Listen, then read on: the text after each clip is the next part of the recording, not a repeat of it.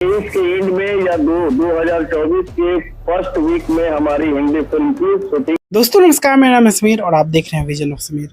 पवन सिंह बॉलीवुड में जा रहे हैं। अभी आप लोगों ने न्यूज़ सुना होगा कि राजनीति में जा रहे हैं। फिर आज पवन सिंह ने एक अनाउंसमेंट किया है कि वो बॉलीवुड में यानी कि हिंदी फिल्म में नजर आएंगे साल 2023 यानी कि इसी साल के अंत तक या फिर नेक्स्ट ईयर के शुरुआती तक उनका हिंदी फिल्म का शूटिंग शुरू हो जाएगा। ऐसा पवन सिंह का अनाउंसमेंट है न्यूज़ पे।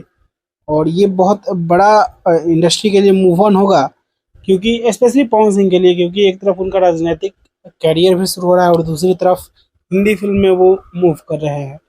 तो पवन सिंह दूसरा रवि किशन भोजपुरी इंडस्ट्री से निकलते हुए दिख रहे हैं। बाकी दोस्तों इसके बारे में आप लोग क्या कहना चाहते हैं कमेंट बॉक्स में बताइएगा। और इसी के साथ मैं इस वीडियो को यहीं पे ख़त्म करता हूँ। मैं मिलूंगा आप लोगों से नए वीडियो में, तब तक के लिए जय हिंद, वंदे मातरम।